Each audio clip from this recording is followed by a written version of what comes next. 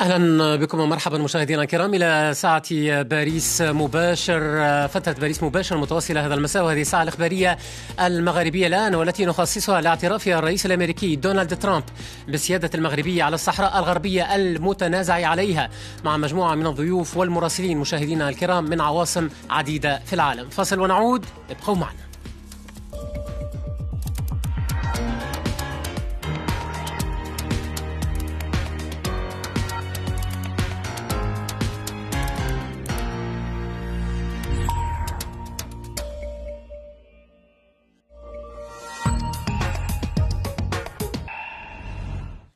أهلا من جديد. إذن أعلن الرئيس الأمريكي دونالد ترامب أن المغرب تعهد بتطبيع علاقاته مع إسرائيل، وكتب ترامب أيضا على تويتر أنه وقع إعلانا يعترف به بالسيادة المغربية على الصحراء الغربية، فيما أكد المغرب من جهته استئناف العلاقات الدبلوماسية في أقرب الآجال مع إسرائيل.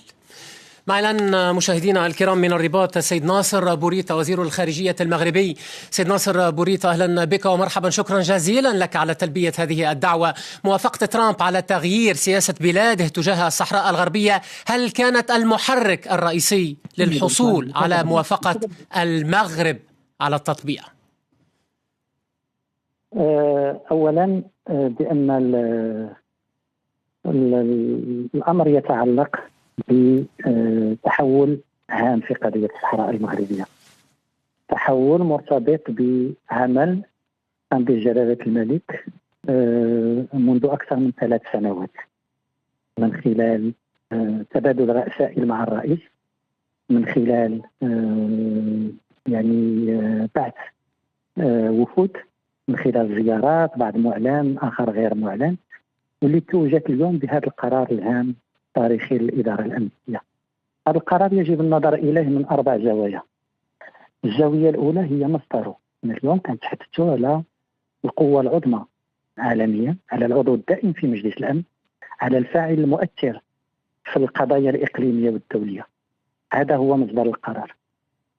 الزاوية الثانية هي شكله، هذا ماشي تويت أو لا خطاب، هذا مرسوم رئاسي موقع يقول فيه الرئيس بمقتضى الصلاحيات المخولة لي بالدستور والقوانين الأمريكية، أعلن أنه من الآن فصاعدا الولايات المتحدة تعترف بمغربية الصحراء وبسيادة المغرب الكاملة على كل التراب. فشكله القانوني مهم جدا. الزاوية الثالثة هو مضمونه. هذا قرار ما فيه ولا لبس ولا غموض، موقف واضح من الولايات المتحدة تعترف بمغربية الصحراء. ثانيا، الولايات المتحدة تقول بأن مقترح الحكم الذاتي هو الحل الوحيد لهذا النزاع الإقليمي. ثالثا، الولايات المتحدة تقول بأنها ستفتح قنصلية في مدينة في الداخلة. رابعا، الولايات المتحدة تقول بأنها ستشجع الاستثمار ومواكبة التنمية الاقتصادية في المملكة المغربية، بما في ذلك الأقاليم الصحراوية المغربية. طيب. الزاوية الرابعة هي أن هذا القرار كيجي في إطار دينامية بدأت بقيادة جلالة الملك في السنوات الأخيرة نحو تأكيد مغربية الصحراء، منها من قام بها دول بالمواقف السياسية، منها من قام به بفتح القنصليات، وشفنا الدينامية في الشهور الأخيرة، واليوم الولايات المتحدة كتقوم به كذلك بقرار قانوني واضح. هذا هو الحدث. طيب. وهذا هو التحول الكبير في هذا الميدان. طيب سيد ناصر بوريطة، في الأثناء القرار الأمريكي لا يغير شيئا بالنسبة للأمم المتحدة التي تؤكد أن موقفها ثابت رغم هذا القرار الأمريكي بالاعتراف بسيادة المغرب على الصحراء، ما ردك على ذلك؟ لا أنا ما أعرفش أنا شكل سؤالك، لأن الولايات المتحدة ولايات متحدة والأمم المتحدة متحدة. يعني من الغريب أن هل كنت أنت كتنتظر كصحفي بأن موقف الولايات المتحدة هو موقف الأمم المتحدة؟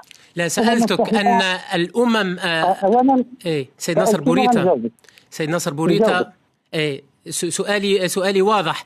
الأمم المتحدة تؤكد أو نستطلع رأيك أنه رغم هذا القرار الأمريكي موقفها ثابت غير متغير، وتقول أنه ما زال بالإمكان التوصل إلى حل على أساس قرارات مجلس الأمن الدولي. أنا أود أن أسأل عن هذا المسار الأممي، أين هو الآن؟ سيدي، القرارات مجلس الأمن القرار الأخير المتخذ في 30 أكتوبر الماضي، الفقرة الثانية ديالو كتقول يجب الوصول إلى حل واقعي عملي قابل للتطبيق وقائم على التوافق. الولايات المتحدة اليوم كتقول بأن مقترح الحكم الذاتي هو عملي واقعي وبناء. اليوم الكل يسير في اتجاه واحد. طيب. الأمم المتحدة أكدت بأن ما ليس واقعي غير ممكن، بأن الحل الأمم المتحدة أكدت أكثر من مرة عن تميز مبادرة الحكم الذاتي المغربية، ومبادرة الحكم الذاتي لا يمكن تصورها إلا في إطار السيادة المغربية. اليوم العضو الدائم الولايات المتحدة بكل ثقلها تقول بأن المنطلق لأي نقاش حول قضية الصحراء المغربية هي مغربية الصحراء وسيادة المغرب على أراضيه.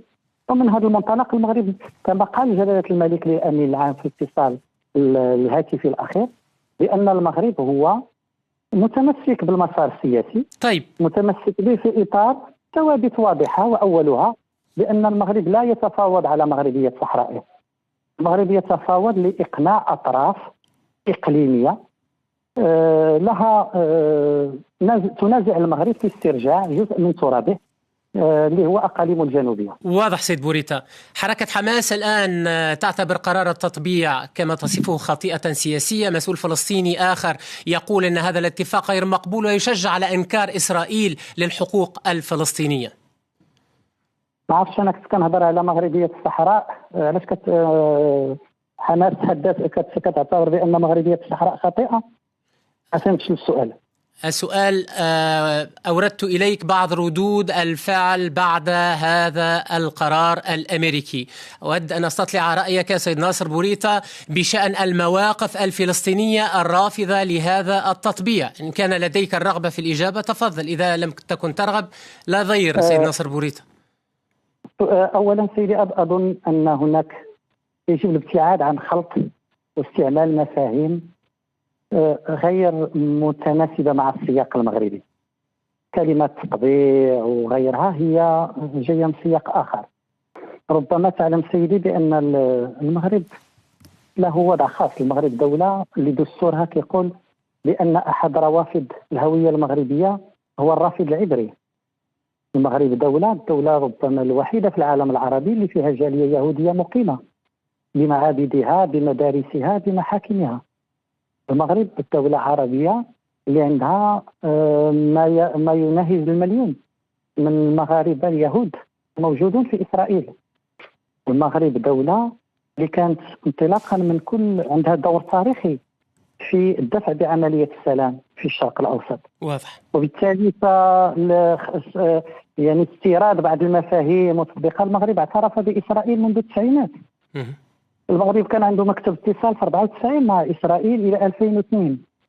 والمغرب عنده يعني حتى قادة إسرائيليين هم من أصول مغربية وكانوا يجوا للمغرب لاحتفالات دينية. طيب. وعائلية بجوازاتهم. فبالتالي كان هناك واحد استيراد مفاهيم ومنطق لا علاقة له مع المغرب. عنده إمارة المؤمنين اللي كتجعل جلالة الملك في نفس الدور مع المسلمين واليهود.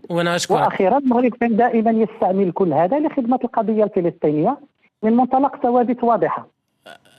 أنا أشكرك. هذا هو صلب سؤالي سيد ناصر بوريتا وزير الخارجية المغربي. شكرا جزيلا لك على تلبية هذه الدعوة في هذه التغطية الخاصة. وبالاتفاق الذي تم التوصل إليه بمساعدة الولايات المتحدة يصبح المغرب رابع دولة عربية تنحي جانبا ما وصفت بمعاداة إسرائيل خلال الأشهر الأربعة الماضية. فوزي بن جامع.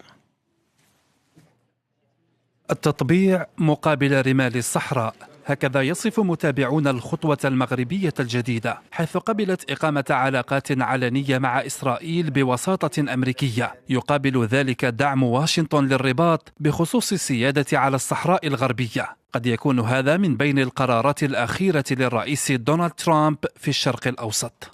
مكالمة هاتفية بين ملك المغرب والرئيس الأمريكي وضعت حدا للتكهنات والترقب بخصوص الدولة التي تلي السودان للتطبيع مع إسرائيل، حيث قال الديوان الملكي المغربي إنه سيستأنف العلاقات الدبلوماسية مع إسرائيل في أقرب الآجال، وأن للرباط النية لتسهيل الرحلات المباشرة للسائحين الإسرائيليين من وإلى المغرب، مؤكدا بأن الولايات المتحدة ستفتح قنصلية في الصحراء الغربية. فيما أجرى الملك المغربي اتصالا هاتفيا مع الرئيس الفلسطيني وأخبره بأن المغرب ملتزم بحل الدولتين مقابل إنهاء الصراع الإسرائيلي الفلسطيني. وسريعا يرحب رئيس الوزراء الإسرائيلي بنيامين نتنياهو بالاتفاق، واصفا إياه بالتاريخي.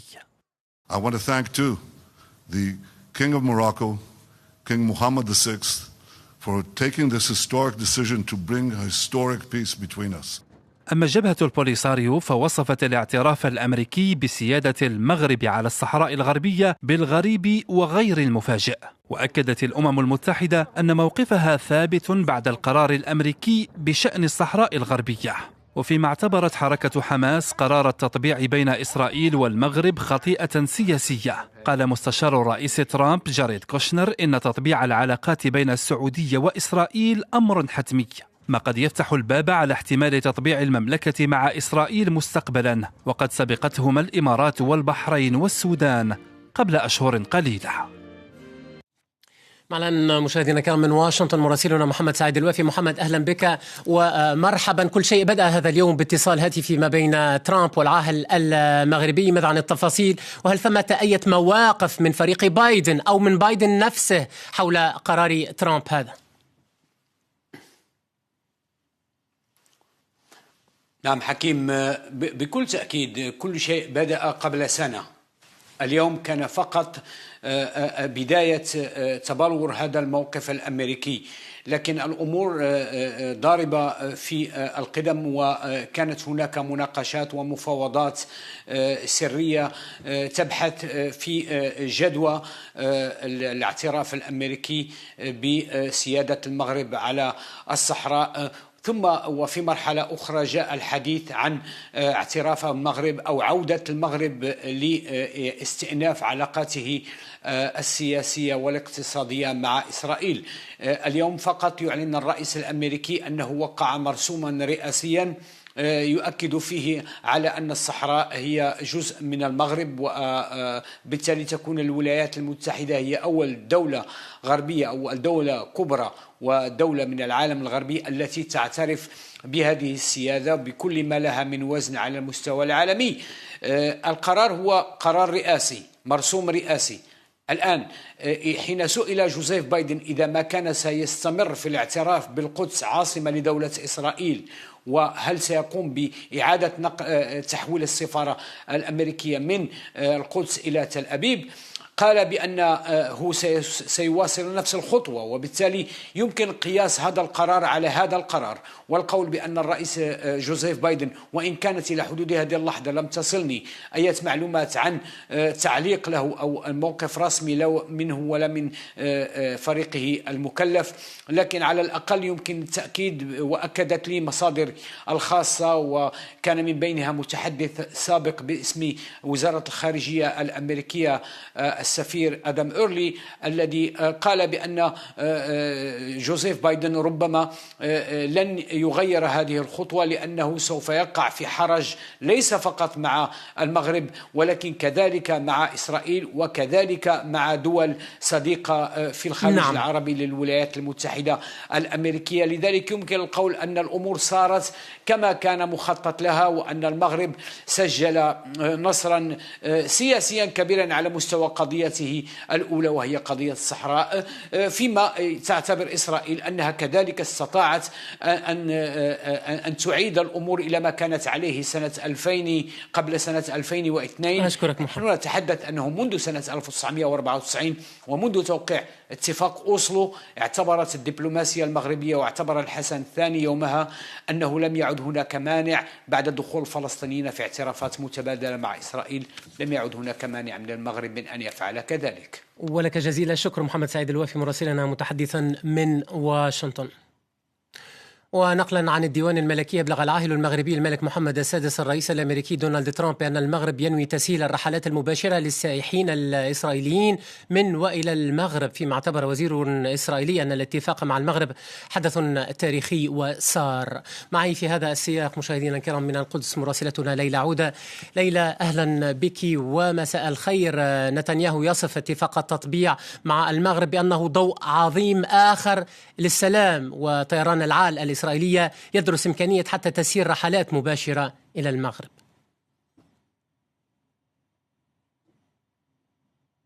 مساء الخير. السلام الدافئ هو الوصف الذي أطلقه بنيامين نتنياهو على إعلان الاتفاق بين إسرائيل والمغرب من خلال دونالد ترامب، وقال بأن هناك نور جديد من السلام يضاء في عيد الأنوار الذي سيتم الاحتفال به خلال اليومين القادمين. بطبيعة الحال هناك محاولة لبنيامين نتنياهو لإظهار بأن هذا الاتفاق ينضم إلى الاتفاقات السابقة التي وقعت مع دول خليجية من بينها الإمارات والبحرين. وهناك مصدر قبل خروجنا في هذا البث، مصدر إسرائيلي، أكد بأن هناك دولة عربية أخرى ستعلن قريبا عن اتفاق تطبيع مع إسرائيل دون تحديد هذه الدولة. وبطبيعة الحال ركب التطبيع قد بدأ وها هو يستمر، ويبدو أن هناك إصرار من قبل رئيس الوزراء بنيامين نتنياهو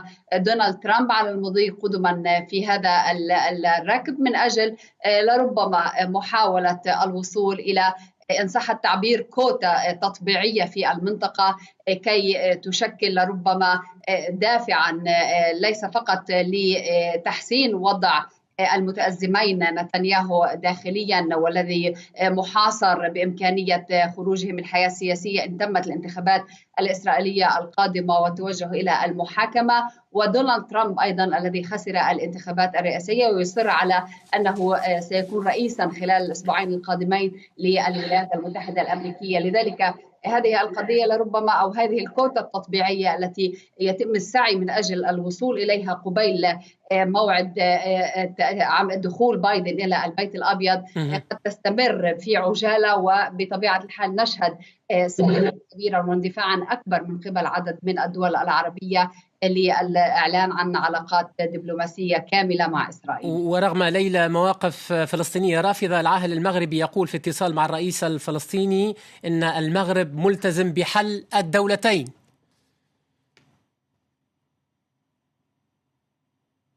يعني هناك حتى مع بداية عهده ترامب التزم بحل الدولتين، وبطبيعة الحال نتنياهو يقول بأن هناك أسس لربما إن عاد الجانب الفلسطيني لطاولة المفاوضات دون شروط قد يكون هناك أسس للتوجه لحل الدولتين. هذا عنوان كبير، ولكن الوحيد الذي يستطيع أن يسبب قلقا في طرحه لمسألة حل الدولتين هو القادم إلى البيت الأبيض جو بايدن، الذي يختلف مع دونالد ترامب الذي شكك في مصداقية وصوله للبيت الأبيض. بطبيعة الحال هذه القضية سيكون جدل كبير بشأنها، سنرى تطورات الوضع خلال الأيام القليلة وسنتابع كل ذلك معك من القدس مراسلتنا ليلى عودة. شكرا جزيلا لك.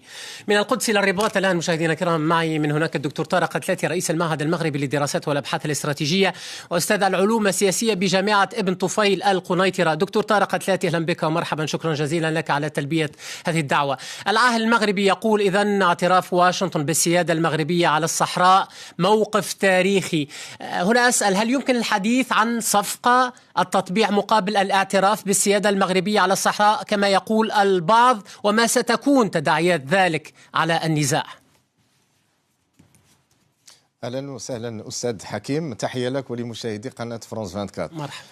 أولا يجب أن نشير إلى أن هذا القرار، إعلان رئيس الولايات المتحدة الأمريكية اعتراف الولايات المتحدة الأمريكية بمغربية الصحراء، هو موقف قرار دولة عظمى مؤثرة عالميا. هذا الموقف وهذا القرار اليوم هو ليس وليد اللحظة، بل هو نتيجة لتحركات مشتركة على المستوى الدولي في مجموعة من المجالات. جلالة الملك محمد السادس تحركاته على مستوى القارات، أقول القارات وليس القارة الوحيدة، أتت أكلها اليوم بهذا القرار التاريخي الذي نزفه للأمة العربية التي تشارك المملكة المغربية فرحتها في إنهاء نزاع استطال لأكثر من 45 سنة، والذي زهقت فيه أرواح وتدفقت فيه دماء المغاربة من الجانبين.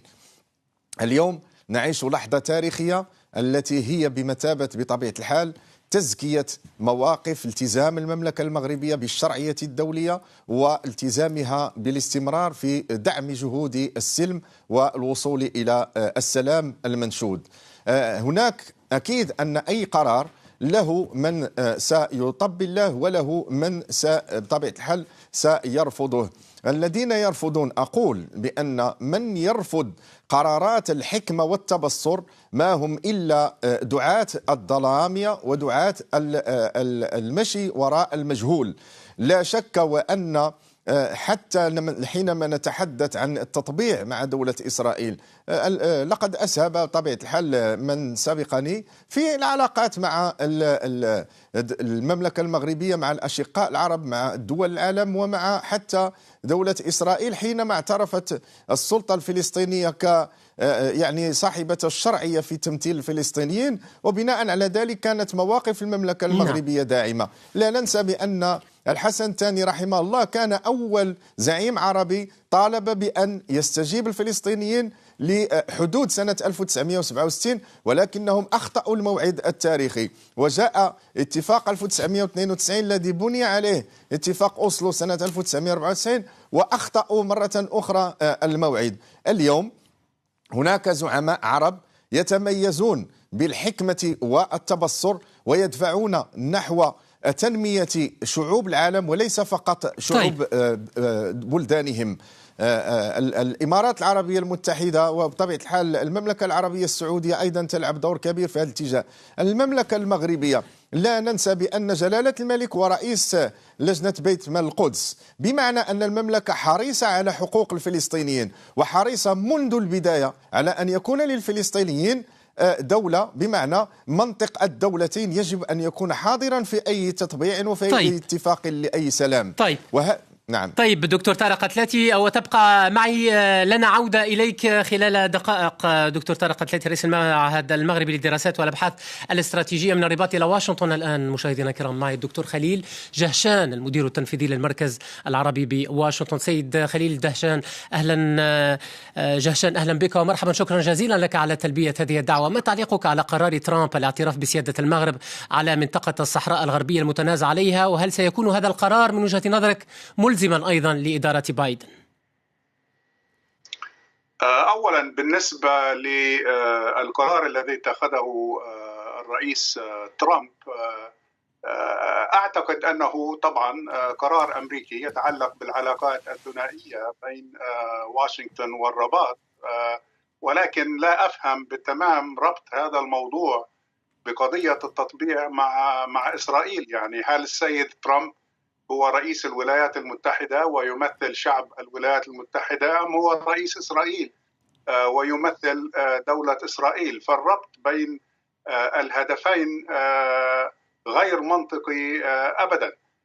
ولكن من الواضح أن هذه الإدارة تسعى خلال ما تبقى لها من أيام في البيت الأبيض لتنفيذ الأهداف التي وعدت بها إسرائيل خلال فترة حكمها، بالنسبة لجلب أكبر عدد ممكن من الدول العربية للتطبيع مع إسرائيل، وفرض أمر واقع على الإدارة القادمة التي ربما إما لا ترضى أو يعني لا تعطي أهمية كبيرة لمثل هذه القرارات التي تتخذها هذه الإدارة.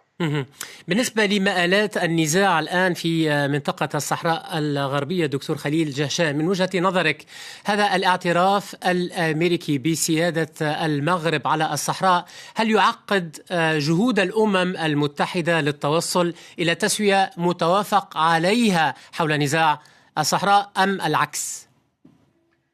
بدون أي شك أنه يعقد إمكانية القبول بمثل هذا القرار، لأنه قرار فردي، قرار أحادي الجانب، حتى لا يمثل الولايات المتحدة ويتناقض مع سياستها التقليدية بهذا الخصوص، هو قرار ترامبي محض يمثل السيد ترامب. طبعا السيد ترامب هو رئيس الولايات المتحدة وسيبقى كذلك حتى أواسط الشهر القادم، فلذلك يعني سيكون محرج للولايات المتحدة، خصوصا إذا ما استمرت في التعاون وأصبحت الإدارة القادمة متعاونة أكثر مع المؤسسات الدولية في عملية إيجاد حل لمثل هذه القضية، مثل قضية الصحراء كما كانت عليه في الماضي. فكيف يمكن إذن للأسرة الدولية أن تتراجع عن هذا القرار إذا كانت الولايات المتحدة هي جزء من هذه الأسرة الدولية أم لا؟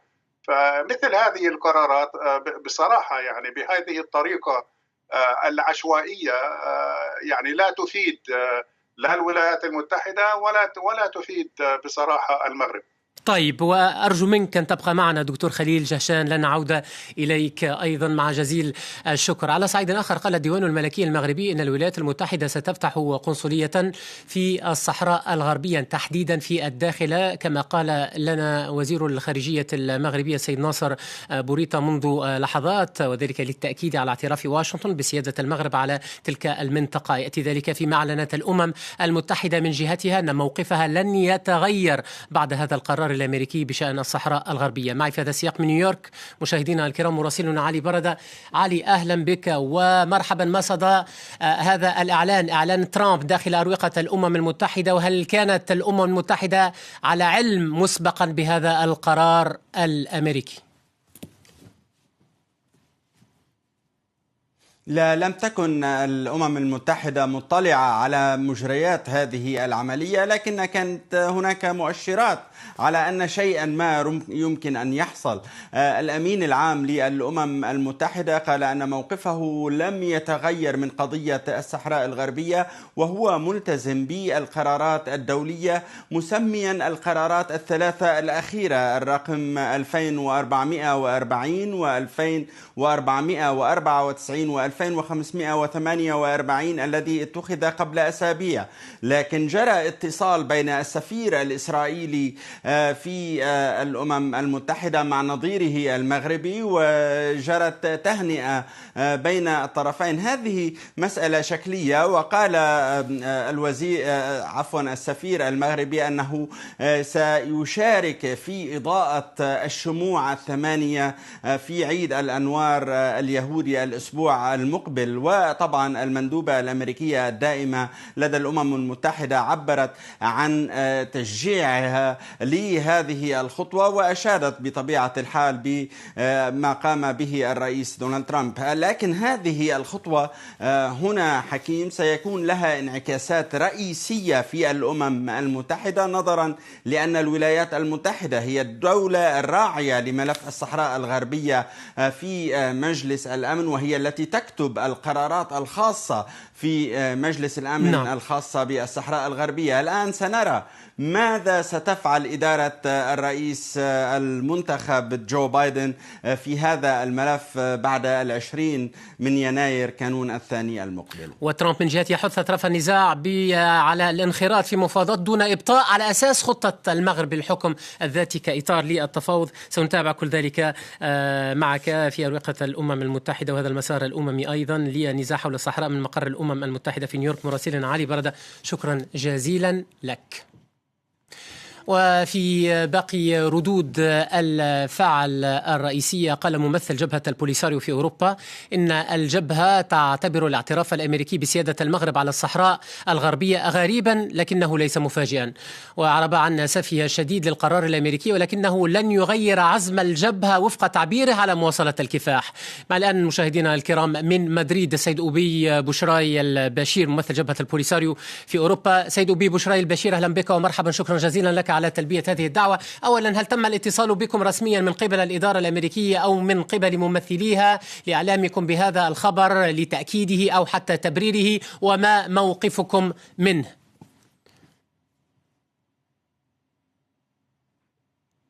لا، مساء الخير حكيم. يعني هو بالتأكيد يعني الخبر يعني كما يبدو صار في حكم المؤكد، وموقف جبهة البوليساريو الرسمي من هذا القرار هو يعني تلخصه العبارة بأنه إعطاء من لا يملك يعني لمن لا يستحق. ونحن نندد بالتأكيد بهذا الموقف المعبر عنه من طرف الرئيس المنتهي ولايته دونالد ترامب، وهو قرار لا يخدم لا أمن ولا استقرار المنطقة، وفي النهاية لا ينسجم حتى مع الموقف التقليدي للولايات المتحدة، والذي بالمناسبة يعني تم التعبير عنه منذ 5 أيام فقط من طرف وزير الخارجية بومبيو. يعني هذا الموقف سيؤثر سلبا على فرص التسوية السلمية في المستقبل للنزاع القائم ما بين الجمهورية الصحراوية والمملكة المغربية، لأنه يشجع المغرب إعلان مضي قدما في سياسة هذا التعنت التي قادت إلى أن تعصف قبل شهر بالمسار السياسي وبوقف إطلاق النار. ولكن كما ورد في تقديمكم لتصريح لإحدى الوكالات الدولية، يعني نحن بالنسبة لنا الموقف ينطوي على نوع من الغرابة، لكنه لم يكن مفاجئ. وإذا كان ثمة عنصر مفاجئ فهو بالنسبة للشعب المغربي الذي تم تخديره على مدار 60 عاما بنوع من التضامن المزيف مع الشعب الفلسطيني، وسقطت اليوم آخر الأقنعة يعني عن الموقف الحقيقي للمغرب من القضية الفلسطينية. يعني قلنا بأنه غريب، لأنه الولايات المتحدة الأمريكية في النهاية ليست مثل البحرين أو جزر القمر، هذه قوة عظمى مسؤولة عن احترام القانون الدولي وعن قواعد اللعبة والشرعية الدولية، على اعتبار بأنها هي الضامن الوحيد للسلام والاستقرار الدولي. وهذا غريب ولكن غير مفاجئ، يعني كما قلت، لأنه وتتذكرون يعني منذ زمن يعني حين استضفتموني في التعليق على التلفيقات المغربية حول علاقة مزعومة بحزب الله، كان ذلك هو الطريق إلى قلب ترامب من أجل الحصول على هذا الموقف الذي يعني على المقايضة والصفقة فيما يتعلق بالاعتراف باحتلالين في النهاية، احتلالين غير شرعيين، الاحتلال الإسرائيلي للأراضي الفلسطينية والاحتلال المغربي للصحراء الغربية. ولكن يعني موقف لن يغير شيئا على الإطلاق، لا في طبيعة النزاع ولا في شرعية كفاح الشعب الصحراوي، ولا حتى في إصرار جبهة البوليساريو على مواصلة الكفاح، خاصة بعد المنعطف الأخير. ما هي خياراتكم تحديدا، خاصة أن ترامب يحث أطراف النزاع وأنتم من بينها على وجه الخصوص على الانخراط دون إبطاء في مفاوضات على أساس خطة المغرب للحكم الذاتي كإطار للتفاوض؟ ما الذي تنوي جبهة البوليساريو فعله؟ ما هي خياراتها؟ لا، نحن خيارنا الآن يعني قد أعلناه جهارا نهارا أمام الملأ منذ يوم 13 نوفمبر المنصرم، ردا على خرق المغرب لوقف إطلاق النار من خلال القرار بمعاودة يعني بالعودة إلى الكفاح المسلح و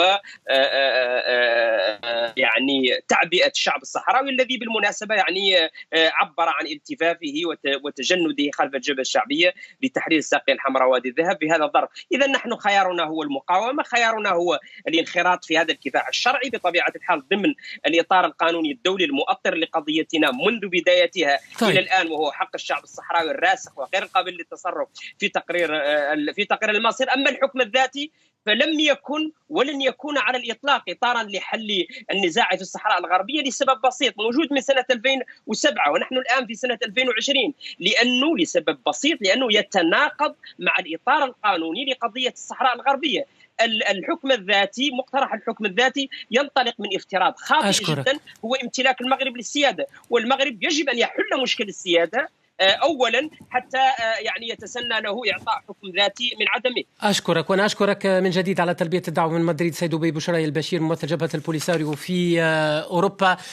معي الآن من الرباط مجددا دكتور طارق أتلاتي رئيس المعهد المغربي للدراسات والأبحاث الاستراتيجية أستاذ العلوم السياسية بجامعة ابن طفيل القنيطرة. كنت سألتك دكتور أتلاتي على مآلات نزاع الصحراء الغربية، ما قيمة هذا الاعتراف الأمريكي على ضوء موقف جبهة البوليساريو، ونحن ننتظر أيضا موقف الجزائر من ذلك، وعلى ضوء أيضا تأكيد الأمم المتحدة أن موقفها لن يتغير.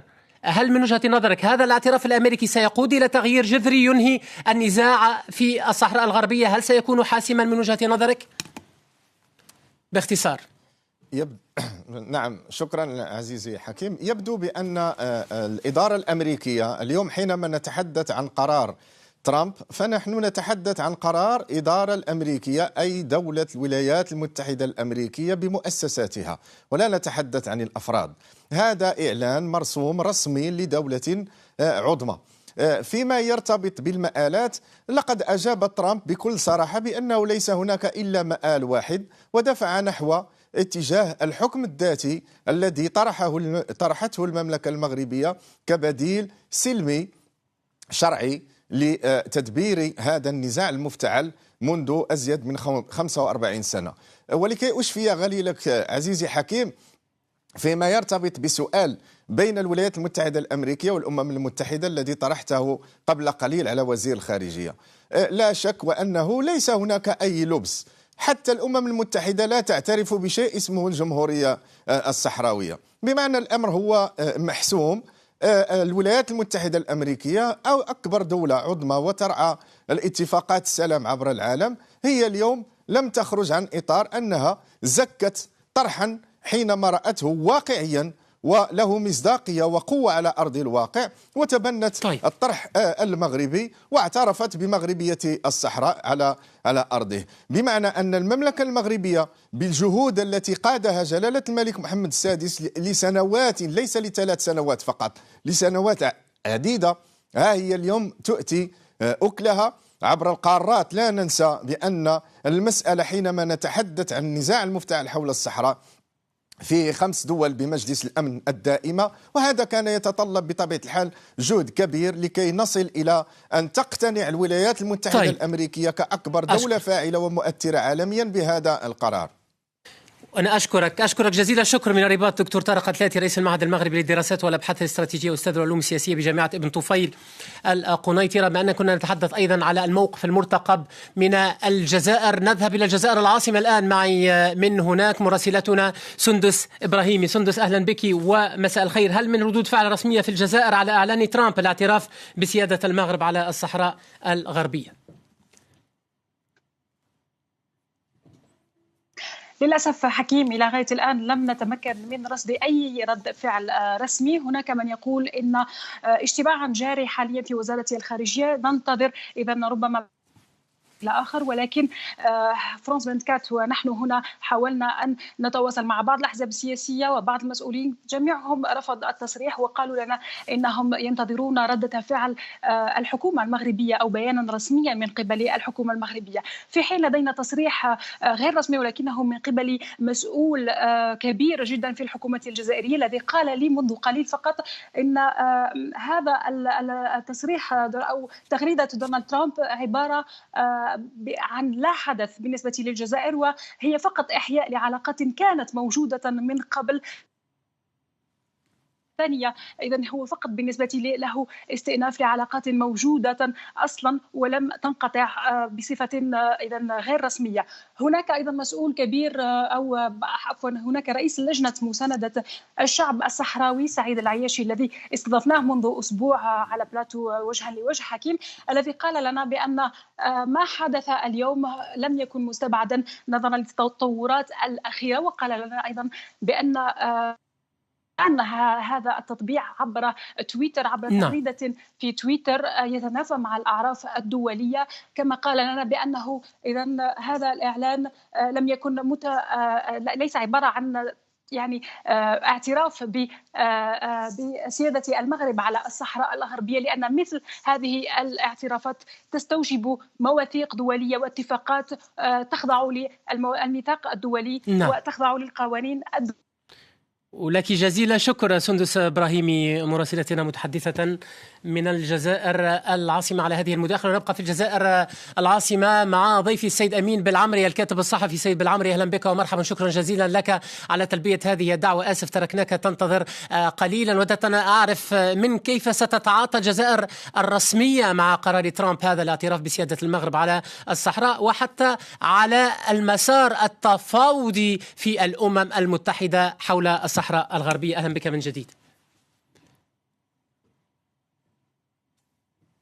أهلا وسهلا، تحية طيبة لك ولكل مشاهديك. أولا نعتقد وحتى نكون واضحين فيما يخص ما أعلنه اليوم ترامب وعكس ما يروج له المغرب، هو مجرد إعلان يلزم ترامب من وجهة نظري، ولا يلزم الإدارة الأمريكية المقبلة. تعودنا على مثل هذه القرارات المرتجلة من طرف الرئيس الأمريكي فيما يخص العديد من القضايا، وقد باشر رئيس بايدن منذ إعلان فوزه بالإعلان عن بعض المراجعات في بعض القرارات التي اتخذها ترامب فيما يخص إعادة فتح مثلا مكتب منظمة التحرير الفلسطينية في واشنطن، وكذا العودة إلى اتفاق باريس حول المناخ. وبالتالي أعتقد أنه حتى لا نضخم الأمور كثيرا، أعتقد أنه مجرد إعلان للرئيس الأمريكي ترامب المغادر وليس قرارا أو مرسوما كما يسوق له البعض. وفيما يخص ربما هذا الإعلان، أعتقد أنه جاء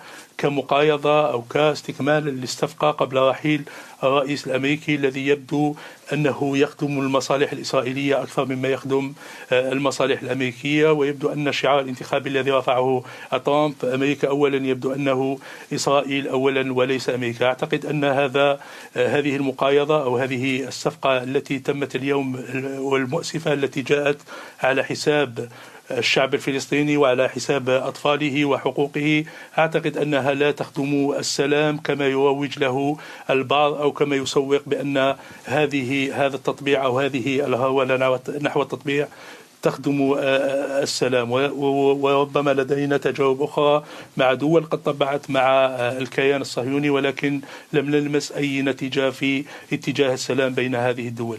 أما فيما يخص الصحراء الغربية، أعتقد أنه ملف مدرج في الأمم المتحدة كقضية تصفية استعمار منذ ستينيات القرن الماضي.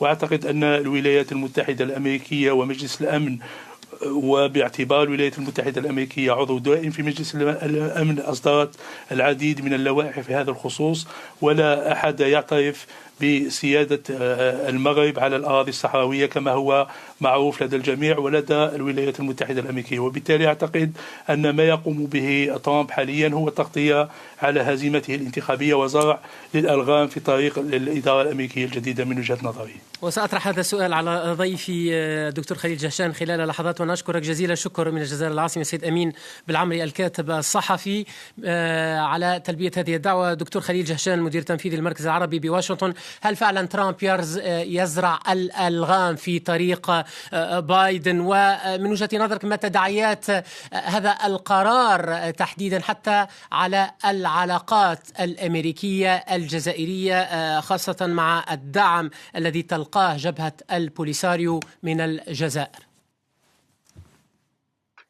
طبعا هذا يعتمد على أبعاد ونتائج مثل هذا القرار، لأنه هناك في الواقع العديد من السيناريوهات المتوقعة. أولا يجب أن يفهم الأخوة في العالم العربي أن ما يفعل السيد ترامب حاليا هو أقرب شيء ممكن لانقلاب كما يسمى في دول العالم الثالث هنا في الولايات المتحدة. وهذا شيء غريب لم يحدث أبدا في تاريخ الولايات المتحدة. عادة في آخر فترة حكم أي رئيس يتم تفادي أي قرارات جذرية هامة بخصوص العلاقات الخارجية، وترامب يحاول الآن أن يصفي حسابات مع بعض الدول التي وعدها ببعض الأمور، ويحاول أيضا أن يسد الطريق أمام الإدارة الجديدة بالنسبة أولا لنجاحها كإدارة، لأنه يتصرف وكأنه إمبراطور، يا أنا يا الطوفان. لا يريد للرئيس القادم للولايات المتحدة، أقول ذلك كمواطن أمريكي وليس كمواطن من أصول عربية، فوجهة النظر تختلف كليا. فعندما يتفضل الدكتور طارق ويقول أن من يعارض هذا الاتفاق، نحن لا نعارض هذا الاتفاق، بالعكس نفضل أن يكون هناك حل سلمي لموضوع الصحراء الغربية باتفاق جميع الأطراف تحت رعاية الأمم المتحدة. ولكن فرض الحل بشكل أحادي الجانب بشكل عشوائي من قبل السيد ترامب باسمنا كمواطنين أمريكيين، هذا غير منطقي، غير قانوني وغير عقلاني. هذه الأرض ليس ملكا للشعب الأمريكي كي يتصرف بها ترامب كما يريد، كما تصرف في الجولان وكما تصرف في أجزاء من الضفة الغربية وكما تصرف في غور الأردن. هذه ليست أملاك لا لعائلة ترامب ولا للشعب الأمريكي كي يتصرف بها أي رئيس أمريكي كما يريد. ترامب ليس نابليون، فلا يستطيع أن يستمر بهذه العنجهية وبهذا الجنون وكأنه دكتاتور في هذا البلد. وأنا أشكرك جزيل الشكر من واشنطن مجددا سيد خليل جهشان المدير التنفيذي المركز العربي بواشنطن. ونعطي الكلمة لطرف آخر منخرط أيضا في جهود التسوية السلمية للنزاع حول الصحراء الغربية، هو الطرف الموريتاني. الآن من خلال ضيفنا من نواكشوط سيد عبد الرحمن ودادي الكاتب السياسي. سيد عبد الرحمن ودادي، أهلا بك ومرحبا، شكرا جزيلا لك على تلبية الدعوة. ضيفي من واشنطن يتحدث عن فرض حل بشكل عشوائي وحادي الجانب ويقول أن الصحراء الغربية ليست ملكا لترامب. كيف ترقب أنت وكيف ترقب موريتانيا رسميا وشعبيا هذا القرار الأمريكي الذي يعترف بالسيادة المغربية على الصحراء الغربية، وهل ينهي أو يحسم هذا النزاع من وجهة نظرك؟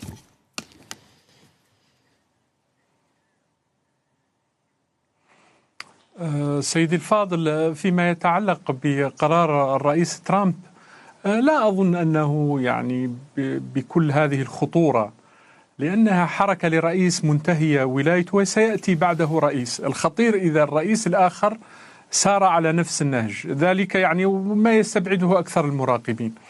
القضية الصحراوية هي قضية في أروقة الأمم المتحدة ومحل نزاع دولي، وليست قضية فردية يعني يمكن حلها بهذا الطريق. قطعا المغرب في الوضع الأقوى بسبب أنه يضع يده على أكثرية أراضي الصحراء وخاصة مدنها وحواضرها، بالتالي وضعه قوي. بالتأكيد الموقف الأمريكي الآن مزعج جدا للإخوة في الصحراء، ويعني كأنه محاولة يعني تقوية الأمر الواقع الموجود على الأرض فعلا.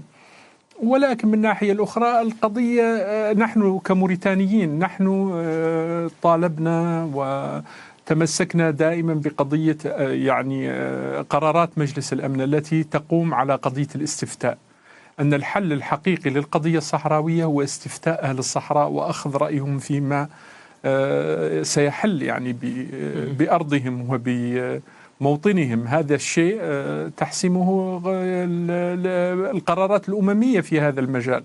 لا شك أن من الناحية النفسية يعني قضية بالنسبة دولة كأمريكا، وخاصة أننا نعرف أن قرارات الأمم المتحدة ليست دائما يعني تحترم. عندك القضية مثلا قرار 242 يعني صار له عقود على العقود من غير تغيير. أن تكون الولايات المتحدة في هذا الطرف بشكل نهائي هذا خطر جدا يعني. ولكن إذا كان كما يقول بعض مجرد أمر مؤقت بانتظار قدوم بايدن فهذا أمر ربما يعني يبسط المشكلة. لا موقف رسميا من موريتانيا حتى هذه اللحظة بشأن هذا القرار الأمريكي. كيف ترقب ربما موريتانيا سياسيا ورسميا ما يحدث؟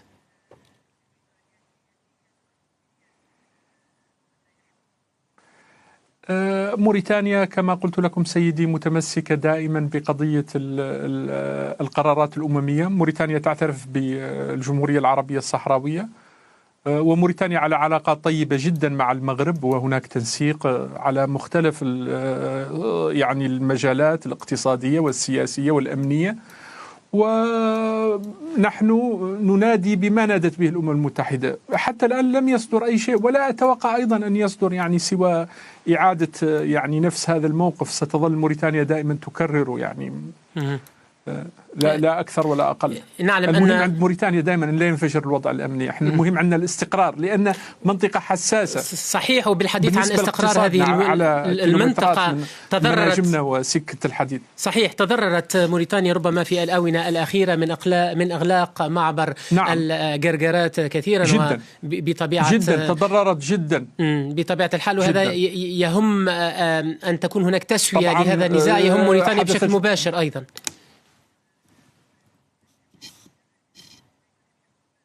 نعم نحن في الأزمة الماضية خسرنا يعني أرقام كبيرة بسبب تصدير أن كثير من أسماكنا يتصدر عبر المغرب إلى أوروبا بالشاحنات، وأيضا المواد الغذائية وقدومها لموريتانيا يعني أساسا نعتمد على المغرب في الخضروات خاصة، وسببت خسائر كبيرة يعني الأزمة خسائر كبيرة، وحشدنا قواتنا المسلحة يعني على المنطقة الحدودية وكان وضع خطر جدا. طيب طيب، وأنا أشكرك جزيلا الشكر من نواكشوط سيد عبد الرحمن ودادي الكاتب السياسي على تلبية هذه الدعوة. أنهي هذه التغطية الخاصة من واشنطن مع الدكتور خليل جهشان المدير التنفيذي للمركز العربي بواشنطن. دكتور خليل جهشان، البعض ربما يخشى أن يكون هذا القرار الأمريكي الصادر عن الرئيس الأمريكي دونالد ترامب أن يثير ربما نوع من الفوضى في المنطقة، أن يجهض ربما مسار التسوية السلمية على صعيد آخر، خاصة أنه ثمة جهود لتعيين مبعوث أممي جديد إلى الصحراء الغربية، تفعيل ربما أكثر لمهمة المينورسو. كيف ترقب أنت كل ذلك في كلمة الختام في ختام هذه التغطية؟ وهذه الإمكانيات بالنسبة لفوضى إقليمية واردة نتيجة مثل هذه القرارات المتسرعة غير المدروسة والعشوائية، خصوصا ربط هذا الموضوع بقضية التطبيع أيضا سيقود إلى تناقضات، وأيضا ليس إلى المساهمة في حل القضية الفلسطينية إنما في تعقيدها. يعني عندما تصبح دول عربية لعبت دور هام في الماضي بالنسبة لمستقبل فلسطين ومستقبل القدس، تصبح شريكا للاحتلال الإسرائيلي في احتلاله للأراضي الفلسطينية. يعني أنا أعرف أن التطبيع الآن أصبح، وأعترف أن التطبيع اليوم أصبح صرعة العصر في العالم العربي، ولكن يجب أيضا أن لا ننسى أن هناك أيضا اتساع في الفجوة بين تفكير الحاكم وتفكير المحكوم في الدول العربية بالنسبة لقضية فلسطين. فعندما تطبع دول نلاحظ أن 70 إلى 90% من شعبها يعارض التطبيع مع إسرائيل، فإننا مقبلون ربما على مطبات خطيرة في المستقبل. وأنا أشكرك جزيل الشكر دكتور خليل جهشان مدير تنفيذي المركز العربي بواشنطن. كل الشكر أيضا لضيفنا في بداية هذه التغطية وزير الخارجية المغربي سيد ناصر بوريتا. كل الشكر لكل من تدخل معنا من مراسلينا ومن ضيوفنا عبر الأقمار الصناعية أو سكايب في هذه التغطية حول هذا القرار الأمريكي الذي يعترف بالسيادة المغربية على الصحراء الغربية. وشكرا لكم أنتم مشاهدينا الكرام على وفائكم. إلى اللقاء.